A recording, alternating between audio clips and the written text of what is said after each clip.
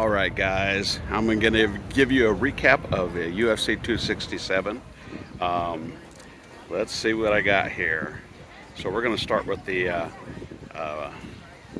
early prelims, and we have Jessica Rose Clark versus Julia. I can't pronounce her last name.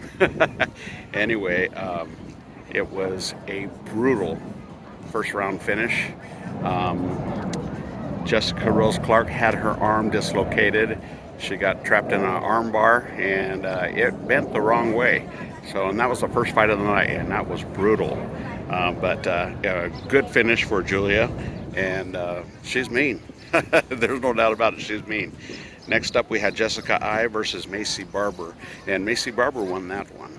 It was a pretty good fight, very entertaining, but Macy Barber actually retired Jessica I. So at the end of that fight, she quit. She actually threw her gloves on the octagon floor, and she said she's been doing it for 20 years or whatever, and she was done. So, but it was a good fight, and Macy Barber did clearly win that one. She's dominant. And then we have Uriah Hall versus Andre Munoz. Now that fight was interesting because we were expecting some big fireworks. Did not get it. Seemed like both of them kind of gassed a little bit after the first round. They were both moving quite slow, but Uriah seemed to be content staying on the ground. He was usually on the bottom, and he stayed there, or Munoz had his back against the cage, down on the ground, and he just seemed kind of content to stay there. So kind of a lackluster fight, but Munoz did pull that out. And then we're going to move to the prelims. Now this one, the prelims has some great fights. First one, we had Tavares versus Drakius Duplessis, and that was a great fight. Very, very back and forth. The Tavares got the worst of it though. He got pieced up pretty well. Face looked battered, and Duplessis won that fight. But it was a great fight, a lot of action. I gotta say one thing about Duplessis. He's got a great personality, just custom fit for the UFC. And let's move to the next fight.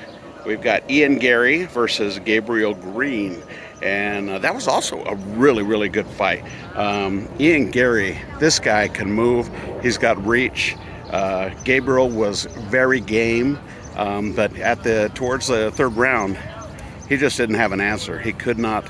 He was getting frustrated because Ian was moving very, very nicely, in and out, side to side, and then just kept picking him apart. And Ian Gary did win that fight by unanimous decision, but a great fight. And Gabriel, keep your head up, man. You showed a lot of heart in there. Next up, we have Jim Miller versus Donald Cerrone. This one was a legacy fight.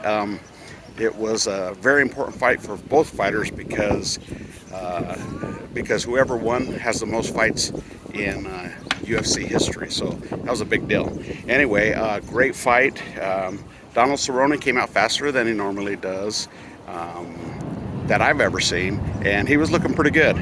But Jim Miller was not going to be denied. He did a great job, and he ended up getting Donald Cerrone a guillotine and choked him out, had him tap, and at that point Donald Cerrone knew it was time to hang him up, so we had another retirement there, and Donald Cerrone left his gloves in the ring. But it was a great fight, and what a great legacy Donald Cerrone has left, and he's going to be inducted into the Hall of Fame, and he deserves it. But he gave us so many years of great entertaining fights, and he said at the end of that, Joe Rogan interviewed him, and he said, I'm going to go back and do movies, which is cool because he's a pretty good actor if you haven't seen him act before. All right, next up in the last top of the card of the prelims, we have Brad Riddell versus Jalen Turner, and they call Jalen the Tarantula, and now I know why. He's been on a scream lately. He's just killing everybody. And the thing that I noticed interesting about Riddell was he was a lot smaller all the way around, but he was game. But he he got submitted also by Jalen with a choke, and it was a quick fight. But Jalen, he's improving. Every time you see him fight, he's improving more and more. So hats off to you, Jalen. Now let's get to the main card. This one was, I want to say, there's a couple of good fights on the main card, but most of it was kind of lackluster. First up, we have Pedro Munoz versus Sean O'Malley, and everybody was just had high expectations for this fight. They cheered and screamed for O'Malley in the arena, and they booed Munoz quite soundly, but he was not going to be deterred. They started to mix it up in the ring, and Munoz, I thought, had a good game plan. He was attacking the legs early. Sean O'Malley, he was getting a little frustrated because he couldn't really get in. He wasn't doing very much damage at all. He was jabbing pretty good, but Munoz had kind of come up with a good game plan, and it was working for him. But then he got kicked in the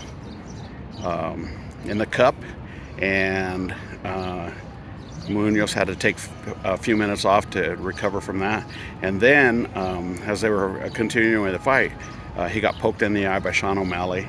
It didn't look that bad, but apparently it was, because he just couldn't continue the fight. So they ruled it a no contest because it was too early in the fight to go by points to see who might have won that. So they called it a no contest.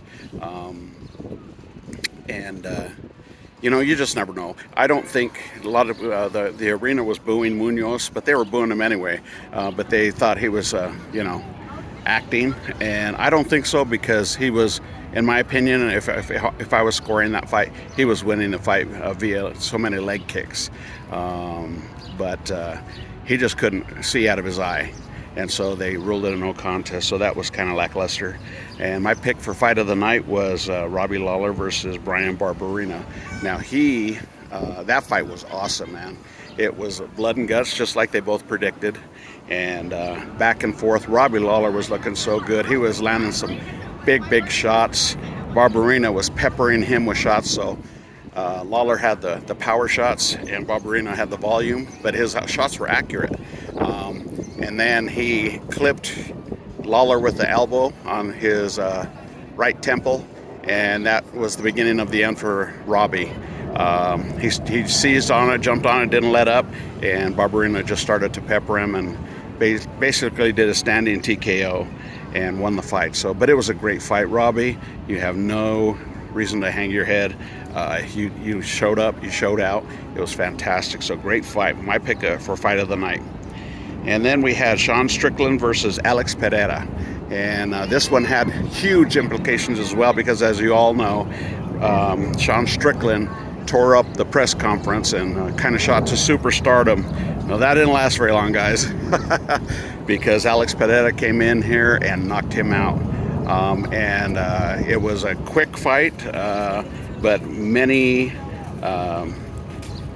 good strikes by Pereira. He's a beast. He's long, he's big, he's strong, but he is a beast, and he's got to be next in line to fight Israel Adesanya, which is what they were hoping. So that's going to be a good fight. Sean Strickland didn't know what hit him. I think that might be the first time he's been knocked out. He said, "I thought it was going to be an easy fight." You never think anybody in the UFC is going to be an easy fight, ever. It's a big mistake. But so that quieted him down, and hats off to Alex Pereira. And then we had Alexander Volkonovsky versus Max Holloway, and that one wasn't even close, guys. I was rooting for Max, I got to be honest with you, but I kind of knew that Volkonovsky was going to do what he did, and he pieced up Max big time. It was a dominant performance, flawless on Volkanovski's part. He just pieced him up, and it was kind of sad for Max, but Max still has a lot of heart. He does not quit, and so hats off to Max, because he stayed in there for 5 rounds, but he took a beating, guys. That cut on his face above his eye cost him a lot of problems, because it leaked in his eye the whole fight. But it was a nasty, brutal cut. It had to have been 3 or 4 inches long, almost to the bone, it looked like. but a great fight on Alex's part. He was flawless. He was flawless. Going to be hard to beat that guy. And last we have Israel Adesanya versus Jared Cannonier. Another one that had high hopes and was fairly lackluster. To me, it was more like a kickboxing match. Cannonier did push him up against the cage a couple of times, but he wasn't, doing anything that would threaten the takedown at all. He was holding him, and I think he got frustrated. But it seems to me he kind of broke in the third round, and Adesanya had his number. But Adesanya didn't take a lot of chances either to finish a fight. He said, I'm going to either knock him out or choke him out. Neither one of those happened. Crowd wasn't super happy with the fight, but needless to say, Israel Adesanya is still the reigning champ. And congratulations to you, Israel, and we'll see you and Alex Pereira soon. All right, you guys, that's my take on the fight last night. It was great at the T-Mobile Arena. Lots of people, lots of fun, and very, very entertaining. All right, guys, we'll see you on the flip side. Ciao for now.